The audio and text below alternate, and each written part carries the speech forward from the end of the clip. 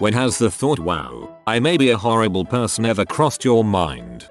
When I was happy that some people I wasn't fond of died, and then I still didn't feel bad.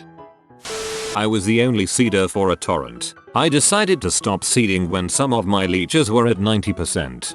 Freaking monster. While searching for a job and seeing a lot of old people still working, I couldn't help but think if these old people would just hurry up and die, then it might be easier to get a job. You're not wrong. When we were discussing in class if you would sucker punch a toddler for $50,000, and I thought yes without a moment's hesitation. Student debt is a B. I said something douchy to a friend and he looked me in the eye and told me that I didn't have to be a butthole all the time. Completely changed how I approach any social interactions. So thankful it happened early in high school before the damage was too far done. I wish my friends did that. I honestly can't tell if I'm a butthole around them or not, and it makes me incredibly insecure. The other day I was walking around my neighborhood and overheard a little girl, maybe 7 or 8 I don't know, say to her friend, "I never cry because nothing ever makes me sad." The first thing that popped into my head was that she'd probably cry if I punched her in the face. Had a FWB that turned into a relationship, but the love was not there. Afraid of losing the good fricking, I started buying her things, lent her money and made her depend on me, knowing her welfare check could never allow her to pay anything back. Every time she would not answer my calls or texts for a couple of days, I reminded her in some way how she was in debt to me. Finally it just struck me. I am a freaking horrible person. Now she is seeing someone she loves and I am happy for her. I will not take any money back from her. I told a guy who I was commuting to work with, who I hadn't met before, that I wasn't willing to stop and help a lady with a flat tire because there was slush all over the ground and I was wearing $300 shoes. The rest of the ride home was silent. I don't stop on the side of the road at all. If I get a flat I will bend the rim driving to a safe place to stop. If you are on the side of the highway I will put up the black power fist as a sign of solidarity. After that it's all you. Refused to move on after realizing a girl wasn't into me. Realized that life isn't a movie plot and I'm actually the bad guy. My friend was in his early 20s, dating a 17-year-old girl who was possibly terminally ill. Weird scenario I know, but that's another story. I needed to get back to college, and she needed to get to a medical appointment in the same town, so I rode in the car with them. My friend and I spent the whole ride making each other laugh by trying to come up with the most insane make-a-wish wishes she could use, totally disregarding how she might feel about what we were saying. Jesus man. I saw a picture of the Twin Towers burning, with Obi-Wan Kenobi superimposed on it. The caption was, "These blast points are too accurate for sand people," and I still find it hilarious and shameful at once. I only take solace in that I'm part sand person, as it were. I still hate myself for laughing repeatedly at it though. Dude, I knew people in that and I still think that is hilarious. When I'm browsing the front page of Reddit, see a headline about a terrible atrocity that left thousands dead, and immediately ignore it because I saw a picture of a cute cat. That's a pretty natural response for a lot of people, though, so you aren't alone. Humans tend to only really empathize with tragedy when it's something closer to home. That is, a lot more Americans would be devastated by, say, a terror attack similar to 9/11 on American soil than by one all the way over in Asia, or somewhere similar that they don't really have a connection to. I'm married, no kids yet. I consider not having children, because I enjoy being my wife's most important person. I like the relationship we have, and I think kids will ruin that. You're not wrong. A lot recently, my mom passed away about a week and a half ago, and I don't feel sad or feel that I need to mourn or grieve. I was really close to my mom. I talked to her about almost everything. After my dad died, I would eat dinner with her 3 nights a week because I didn't like the thought of her eating alone. When she got diagnosed with cancer back in January, I was just dumbstruck by it all. When we got the news she was terminal over the summer, I had some really rough nights, but I haven't cried, mourned, or grieved since she passed. I felt like I had already moved on before the sun set on her fresh grave. I feel like I may be a horrible person because I'm not mourning or grieving. I just went back to my life and have felt pretty happy over the last week or so. It could be that you grieved during the cancer process. You could also start grieving in the future, like Christmas, or if in America, Thanksgiving. You're not a bad person for dealing with a difficult death in your own way. Just don't hurt yourself or others, and you'll be alright. One of my higher level psychology classes had all the students take a few assessments that measured different parts of our personality. We weren't told what any of them were, but when I added up my scores for one, I found out that I was in the 90th percentile for self-monitoring. For those of you unfamiliar with the term, it's basically the measure of how you change your personality and actions based on the people around you. This was an unpleasant realization for me as it brought to light a lot of my past behaviors. I have lots of friends from many different friend groups, and I would change myself to fit in with each of them. People view me an extremely friendly and likable person, but it's not who I am. It's a conscious alteration of myself to make people like me. It's so natural for me to idly analyze a person I want to be my friend, lover, mentor, etc., and then act in the way that will appeal to them the most. I realized I was unconsciously doing this for years after taking that class. I manipulate people through their expectations every day of my life. I control how people view me because even if they like me based on a lie, they still like me in the end. I've never had a relationship beyond casual intercourse. Never had someone tell me they love me. Never experienced a deep emotional connection with another person. I don't even know what my base personality is anymore. I've changed myself so many times it feels like I'm alone even when I'm around people. Out of all the people I've ever known, most of their perceptions of me are based off of lies. Even without realizing it, I'm one of the most dishonest people I can imagine, and it hurts. I'm really good at lying. I assume it's due to the fact I don't really care about others unless they are close to me, so lying to them without emotion is easy and I most always get away with it. I work at Whole Foods and there was a young boy, maybe 5, with Down syndrome. Everything was fine until he started pulling things out of the bags that I was loading and just started licking everything all over and making really odd noises. I tried to hold back my laughter but ended up just bursting into tears from laughing so hard. I mean, come on, that's funny as frick. The only other emotion that would have made sense was anger. Way better you didn't get angry at the poor kid. In fact, it was probably a breath of fresh air for someone to enjoy her child's behavior rather than be disgusted by the disability, not the spit, which you, no matter what, buy him. Walked out of a store and this dude was like, "Excuse me sir," in that tone that suggested he was about to ask me for money or something. I straight up ignored him. After I passed him I glanced back and saw him shaking his head in disappointment. I sat in my car afterwards and thought he might not have been asking me for money at all, and even if he was, why did I just totally ignore him? Felt real crappy. When I get frustrated, which rarely happens, I have intrusive, vivid, violent compulsions, thoughts, daydreams, and sometimes I make myself realize that this is a person like me and I know I shouldn't have to try, but every once in a while the experience shocks me. I used to work for a retail store doing overnight e-commerce. I was in charge of a team of 3. We had this poor single mother who had some problems with finding an affordable sitter, finding a place to stay, and finding a way to work. I gave her some cash, some extra shifts, and was lenient on her tardiness, and no call no shows. Eventually it came to a point where I had to do something. It was starting to affect work and I was only allowed to have 3 on my team. I had to let her go. The look on her face was soul crushing. She understood why and was apologetic, but it still gets me to this day. I went home after that shift and cried as I was buying cigarettes for a pregnant coworker. I scoffed, snorted at a kid when he told me he was going to community college. I started crying later that night when I realized how crappy and pretentious that was. I mean, he was a douche and I hated him, but that doesn't mean I had any right to douche out on him. I know somebody who said, "When I talk to people the first question I ask is, are you in college? And if they say no, I walk away." I had a full-blown alcohol-fueled mental breakdown in another country while traveling alone. It made me realize I wasn't proud of the way I treat other people and myself. I'm working on improving, but you have to do these things one step at a time.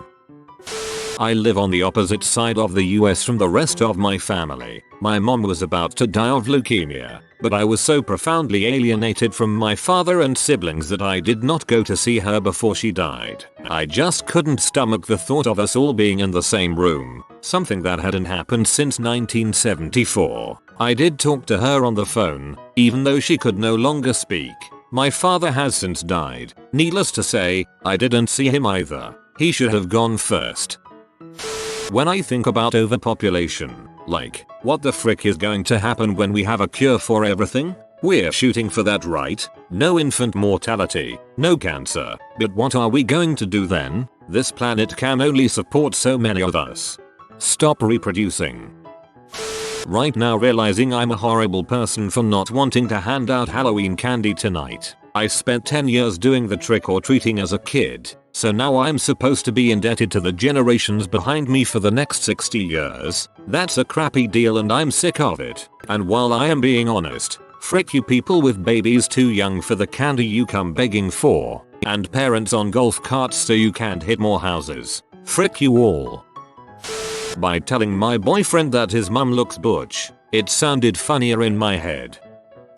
Every once in a while there's a post saying don't ever Google something or something similar. Well, I always Google it unless I've already seen it. It doesn't really affect me. At worst I think to myself, huh, that's pretty nasty. And I've actually laughed out loud when reading the majority of the posts from Reddit's Museum of Filth. The time I broke someone's leg playing rugby and laughed after it. You broke a rugby player's leg, not a civilian. You guys are crazy. He probably brags about the injury all the time now. It was first year of college and I was doing a group project. This project took weeks and I had a large portion I was responsible for. During the final week I decided that I was going to drop out due to poor grades. So I didn't tell my group members. I even failed to send them what I worked on because I was embarrassed for myself. I had pretty much done at least 30% of the required work and only left them 2 days till deadline. My boss confronted me for griping about a coworker to another coworker. Instead of showing remorse, I continued the gripe session to my boss, highlighting several events where she had misinformed customers, made stupid errors in planning ahead, and in general made my job more difficult because I had to fix her mistakes. Boss was just trying to make me be nicer and I threw her under the bus and probably cost her that promotion she was bragging that she pretty much already had. I might be a terrible person, but I don't let it bother me too much. If she kept making errors then she didn't deserve the promotion in the first place. My fiancé left me several weeks ago, and it's been heck. I've been depressed, anxious, and was seriously feeling like I'd never love or even be attracted to another man again. I'll spare you the rest of the gory details, but it was bad enough that I needed to seek counseling. I had no idea that I would fall madly in love with my married counselor. It's been a while since the breakup and the depression is staring to fade, but I find myself fighting to hold on to all my negative feelings because I want to keep seeing my counselor. It's fricked up, and I'm ashamed, but one of the only things I look forward to these days are our weekly appointments. I've fantasized about his marriage falling apart so that we could be together. Please, someone give me a virtual backhand and smack me out of this ridiculous crap. My mom's brother died last week while eating bacon. When she told me, we made jokes about cholesterol and coke for 15 minutes then got off the phone, laughing. I can't tell if it's just how my family copes, or if we're sociopaths. If I have a good presentation project I worked really hard on, I like presenting early so the kids who slacked off get nervous and feel bad about their crap presentations. Don't know if I'm a sadist or just a butthole. I commute by train to work, and once in a while someone jumps in front of it. If you're on it, you can look forward to several hours of sitting on the train waiting for cleanup. Otherwise every train after it is backed up for hours. I feel horrible for people with mental issues, and people who are suicidal, but I realize I may be a horrible person every time that happens and I think, frick them, sorry you felt that was necessary, but frick you for deciding to frick up thousands of other people's day. What if someone's on the way to their child's birth? Visit a dying relative in the hospital for possibly the last time? Make it home for a kid's birthday or game after working long hours and not getting to see them enough? Literally thousands of commuters all fricked because you decided to end it that way. So screw you. And that's why I probably am a horrible person. Frick them for what they put the train drivers through. The night I lost my wedding ring and peed on a Bentley Continental out of spite. Or the time when I threw balled up singles hard enough at a stripper's vag to make her flinch. Or the time my friends had to physically restrain me from throwing the glass topper of a coffee table through the window in our room at the Trump Plaza in Atlantic City, and it was still daylight. Then one day I realized that I wasn't the problem. It's the liquor talking, Randy, and that's the story of why I don't drink liquor anymore. Well, I mean, it was you and the liquor. When I was 12 or 13, I had an internet friend who was suicidal. We were pretty close and I considered her my best friend, even though she was a good 3-4 years my senior. However, she began coming to me when she was suicidal and I freaked out over trying to help her through it. It really took a toll on me mentally and emotionally, and as months passed with this happening often, I was almost at my rope's end myself. I couldn't handle it at my age at all and I started getting panicky every time she messaged me, and after this occurred I had to change my notification sound so I wouldn't feel like I was about to have a panic attack. I eventually cut off all ties with her and anybody she and I both knew after consulting several sources for advice for the sake of my own psychological health. It made me feel like the crappiest person in the world, and I still feel that way sometimes. I'm 14 now, and I still feel incredibly crappy over what I did. I realize the goods and bads of what I did, and I did eventually reconnect with her about a year after. We aren't nearly as close now and I still haven't told her the truth about why I just dropped off the face of the planet. I don't think I ever will. Listen, as someone who's been on the other side of the story, we understand. No, seriously, maybe not immediately, but in time. Everyone needs to look after themselves first before they can help anyone else. I hope everything's okay for you and her. When I heard the Russian airliner had been shot down, my first thought was, good, finally Russia is on the receiving end. Over 200 people died, and I'm smug about politics. That isn't right, and now I wonder WTF is wrong with me. I found my aunt overdosed on Xanax the first morning of school, 7th grade. She was leaned against the door in the bathroom I needed to get into. When I got in finally and saw her, I didn't shed a tear. I went to school, didn't tell anyone about it, etc. My family was so upset and all I could think about was why I didn't feel any sadness in me. When I see a patient parent dealing with a screaming, hand-flapping autistic child, and I know in my heart of hearts, I couldn't do that. I feel like that when I see a parent with a neurotypical child, let alone an autistic one. I am not cut out for motherhood. Just now when I read this, and though I don't know if I have ever thought that, then immediately thought I could actually be a horrible person. Was on public transit today, and there was a screaming baby that would not stop. Screamed for like 15 minutes straight. Sent a text to my friend, saying kill me now. 30-minute ride still. Screaming baby. She texted back it would be easier to kill the baby, and I had to stop myself from laughing. I slept with a client, way younger than me. He wasn't a virgin, but wasn't experienced either. After a night of great intercourse, he is now in love with me. He told me happy 2-week anniversary the other day. All I could think was that I am a terrible person. I'm still seeing him. I'm a terrible person. I choked someone to the point where they stopped breathing and turned blue, and I didn't care at all really. I was more concerned about whether or not it was going to rain that day. Broke up with GF of 5 years over the phone.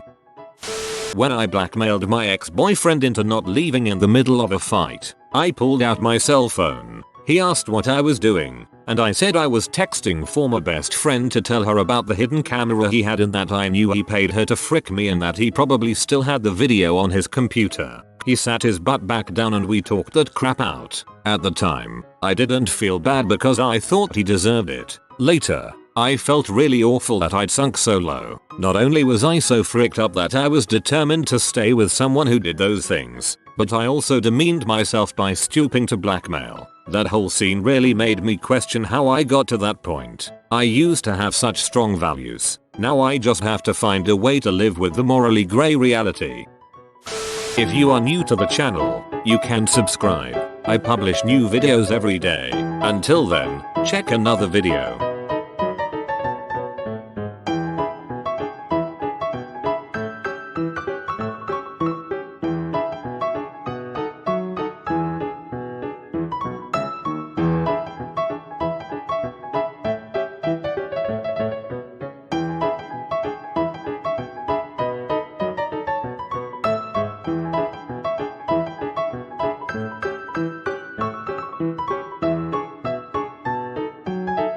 Bye for now.